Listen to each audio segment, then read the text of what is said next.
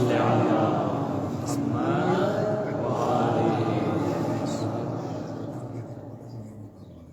بالله من الشيطان الرجيم. بسم الله الرحمن الرحيم. الحمد لأهله والصلاة على أهلها. أما بعد، قال الله سبحانه وتعالى: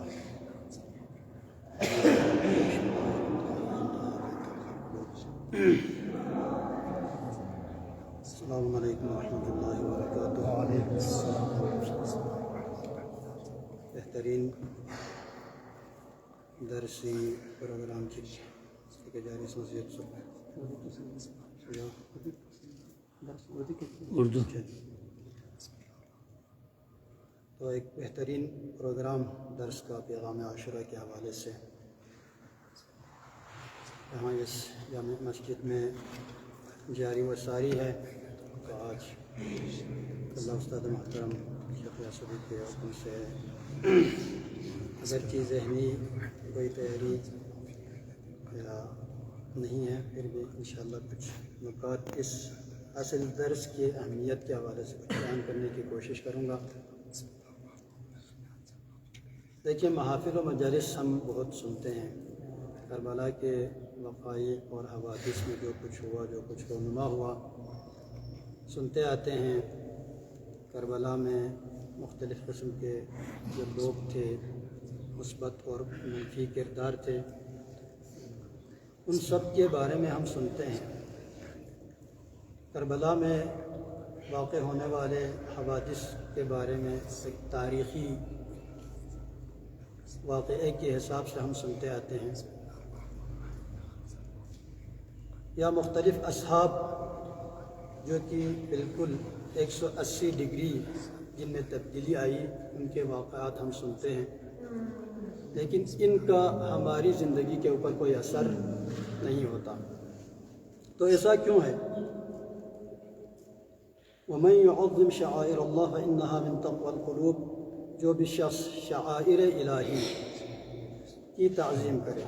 شعائر الہی اگر اس کو ایک آسان اور سادہ لفظوں میں بیان کیا جائے، ہر وہ چیز جس سے خدا کی یاد آ جائے، ہر وہ چیز جس کی وجہ سے انسان کا ذہن خدا کی طرف جائے، انسان کی فکر، انسان کی سوچ جو ہے خدا کی طرف جائے، اس کو کہتے ہیں شعائر الہی. یعنی انسان کو الہی شعور دے، الہی بیداری دے، الہی تعلیم دے. ان سب چیزوں کو شعائر الہی کہا جا سکتا ہے. تو کربلا کے اتنے واقعات ہم سنتے ہیں اور اس کی یاد مناتے ہیں. وہ بہترین قسم کی مجالس ہوتی ہیں، جلوس اعضاء، لیکن اس کا ہماری زندگی کے اوپر کوئی اثر نہیں ہوتا. تو اسی سوال کا اگر جواب آپ کو مل جائے تو اس درس کا، جو کہ پیغام عاشورہ کے حوالے سے یہاں پر جو درس منعقد ہو رہا ہے، اس کی اہمیت کا بھی آپ کو پتہ چل جائے گا. دیکھیں، ہم جو بھی تاریخی واقعات ائمہ معصومین کے حوالے سے، ان کے ولادت، ان کی شہادت، یا کربلا کے واقعات، غدیر کا واقعہ، باقی جو تاریخی کہ دین اور دینی رہنماؤں سے منسوب واقعات ہیں، ان کو سنتے آتے ہیں. لیکن کبھی بھی اس کی تحلیل یا اس کا تجزیہ ہم نے نہیں کیا کہ اس کی تحلیل کریں. دیکھیں، وہاں اس ماحول میں، اس شرائط میں، اس زمانے میں ایسا واقعہ پیش آیا تو اس کی کچھ اس انداز سے تحلیل اور تجزیہ ہونا چاہیے کہ اس زمانے کے اس ماحول کو آپ کے اس زمانے کے ماحول کے ساتھ آپ کیا کریں، اس کو کمپیئر کریں، اس کا مقایسہ کریں، اور اس زمانے کے ماحول کو اپنے اس ماحول میں اس کے ساتھ مقایسہ کرنے کے بعد اس واقعے کو کیا کرنا چاہیے، اس واقعے کے ساتھ، اس زمانے کے ساتھ آپ اس کو فٹ کرنا چاہیے، اس کے اوپر اجرا کرنے کی کوشش ہونی چاہیے. ہم اور کا واقعہ ہمیشہ سنتے آتے ہیں کہ اور نے جو ہے شب عاشور کو ایک سوچ، ایک فکر کی وجہ سے اس نے اپنے اندر تبدیلی لائی. لیکن کبھی یہ نہیں دیکھا کہ کیا اس معاشرے میں، اس ماحول میں اگر ایک شخص اتنی انداز سے 180 ڈگری کا وہ اپنے اندر تبدیلی لا سکتا ہے، تو کیا میں بھی اس زمانے میں اس ماحول میں کسی کے کہنے پر یا کسی کی بات سن کر، قرآن سن کر، روایت سن کر، کیا میرے اندر بھی یہ تبدیلی آ سکتی ہے یا نہیں؟ اس حوالے سے ہم نے کبھی سوچا نہیں ہے۔ یا زبیر کا واقعہ ہے، عبداللہ ابن زبیر کا واقعہ، اس کو بھی ہم سنتے آتے ہیں، لیکن اس کو اپنی اس زندگی میں لاگو کرنے کی، اس کو تجزیہ اور تحلیل کرنے کے بعد اپنے اوپر فٹ کرنے کی ہم کوشش نہیں کرتے۔ تو جو مجالس ہماری ہوتی ہیں یا محافل ہماری ہوتی ہے، اس میں صرف اور صرف کسی حد تک واقعات کو، تاریخ کو بیان کیا جاتا ہے، لیکن اس کی تحلیل اور تجزیہ کا وقت نہیں ملتا۔ تحلیل اور تجزیہ کا وقت نہیں ملتا کہ آپ اس کی تحلیل کریں، اس زمانے کو دیکھیں، اس ماحول کو دیکھیں، اور اس کے بعد اپنے اس ماحول کے ساتھ اس کا جو ہے مقایسہ کر کے اپنے اس ماحول میں بھی اس وقائع سے آپ درس لینے کی کوشش کریں۔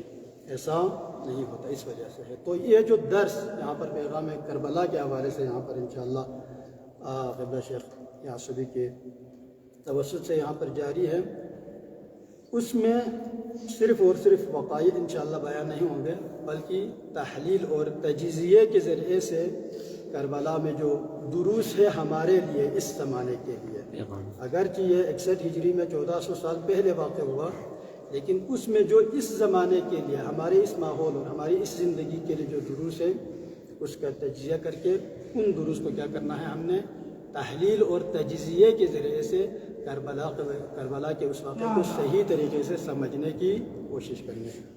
تو انشاءاللہ آپ لوگ ان دروس میں جو ہے اس کی اہمیت کو بھی آپ سمجھیں، اور اس کو جو ہے ایک رسمی درس یا رسمی ایک خطاب، رسمی ایک سخنرانی جس طریقے سے مجلس میں ہوتے ہیں، اس کو آپ اس طرح کی ایک مجلس نہ سمجھیں، بلکہ اس کو جو ہے آپ ہمیشہ یہی سمجھیں کہ اس واقعے میں آپ تھے، لیکن وہ ماحول نہیں، یہ ماحول، اس ماحول کے ساتھ آپ اس واقعے میں تھے۔